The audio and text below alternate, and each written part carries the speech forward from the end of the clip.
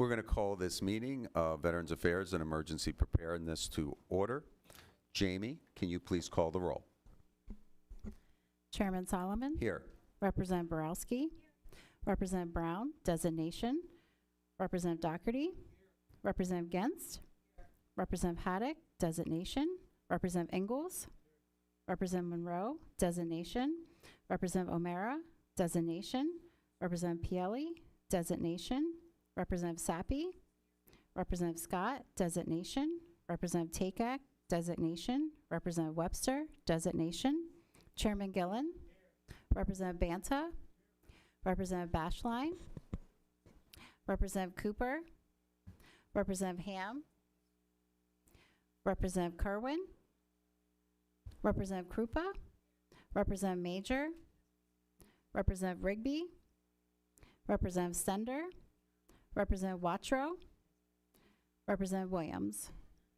We have a quorum. And Jamie, please note that Representative Webster is here as well.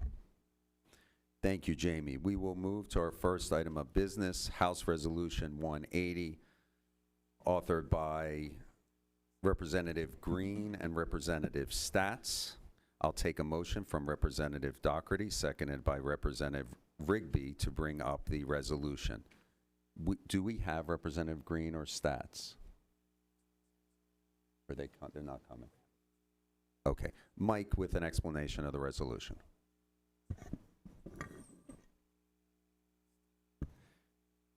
House Resolution 180 recognizes April 13th to the 19th, 2025 as National Public Safety Communicators Week in Pennsylvania. Are there any comments or questions about the resolution? We're now joined by Representative Scott. Any comments or questions? We're on House Resolution 180. Are there any negative votes? Did you have, sorry, Chair Gillen, did you have anything? You have something. Representative Scott with a comment.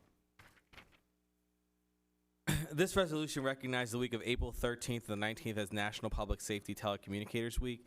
Public safety telecommunicators, also known as 911 dispatchers, are the first critical point of contact for Pennsylvanians who need emergency services and are a vital link to all other emergency services that respond to a 911 call. Nearly 2,500 public safety telecommunicators process about 14.5 million requests for emergency assistance in Pennsylvania annually. The National Public Safety Telecommunicators Week was founded in 1981 by Patricia Anderson, and now we recognize this in our esteemed body. We did it last year by visiting the Montgomery County Public Safety Center, as well as our colleagues Representative Green and Representative Kahn visited the Philadelphia telecommunicators to thank them for their service. I urge all of my colleagues to vote yes. Thank you. Any other comments or questions? Chair Gillen. At one point in my career, I was involved with dispatch, and I want to say that the pressures there can be very real, can be unrelenting on some days, and the ranks of our dispatchers are thinning. And we certainly want to recognize those that are serving with distinction, and we want to encourage others to step in and fill the ranks of those that are retiring. Thank you, Mr. Chairman. Thank you, Chairman Gillen. Are there any negative votes? Seeing none, House Resolution 180 moves to the floor for consideration. Next up, House Bill 1102, prime sponsor Representative Pielli. I will take a motion from Representative Stender, seconded by Representative Borowski, to bring up the bill. Representative Pielli is not here, so Mike with an explanation, please. House Bill 1102 expands the Pennsylvania National Guard's incentive program for in-demand military occupations to provide bonuses to recruit specialty branch members who are chaplains, judge advocate general officers, healthcare officers, and medical officers. Thank you, Mike. Questions or comments about the bill?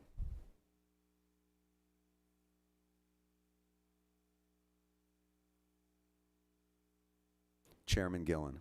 This issue has come before the committee in the past, and I think the key words our recruitment and retention and anything that we can do to augment the ranks, especially those in the critical medical professions. We ought to do that. Thank you, Mr. Chairman.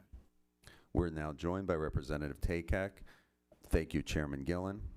Are there any negative votes on House Bill 1102? Seeing none, 1102 moves to the floor for consideration. Next up is House Bill 1126, authored by Representative Genst. I will take a motion from Representative Banta, seconded by Representative Sappi for consideration of the bill. Mike with an overview of the bill, please.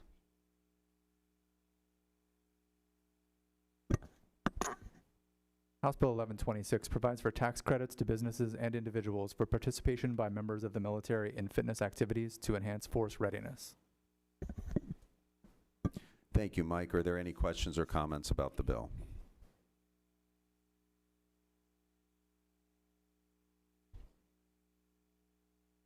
Chairman Gillen. I think the key words for me are force readiness, and I think we do need to augment the government facilities in terms of fitness.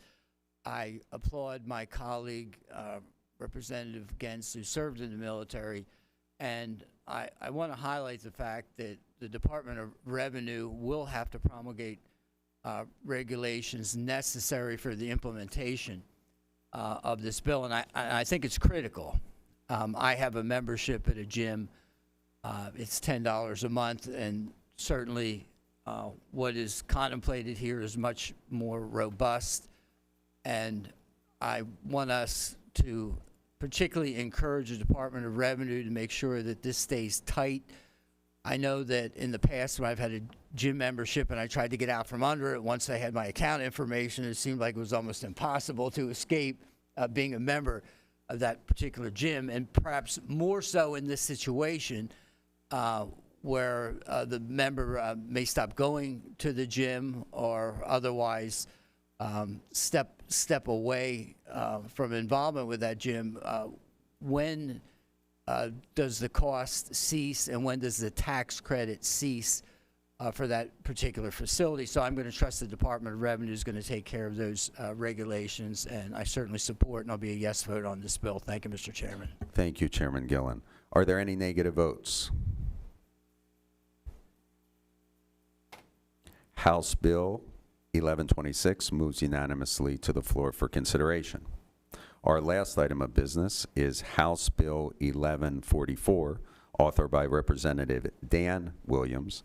I'll take a motion by Chairman Gillen, seconded by myself, for consideration of House Bill 1144.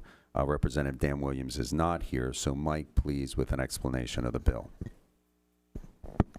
House Bill 1144 increases the pension for Pennsylvania veterans who are blind, an amputee, or paralyzed as a result of their military service to $200 from $150 per month. Thank you, Mike. Are there any questions or comments on the bill? Sorry, Mike got to take up an amendment.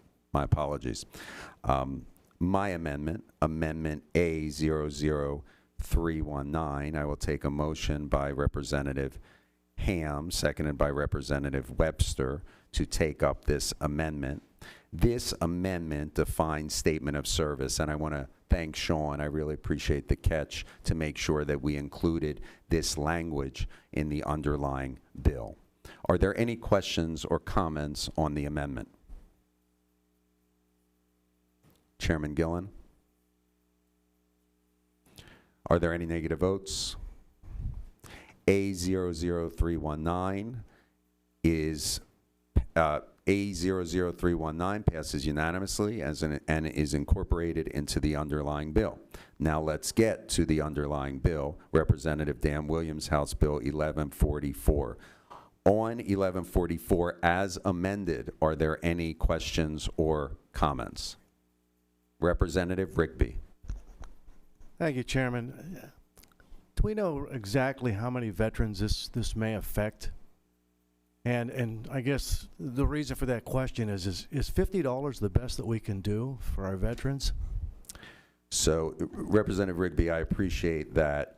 We got some appropriations estimates. If we go to $200 a month, we're looking at a total of $1,386.40 and $1,386 and some change in terms of the cost increase to the Commonwealth.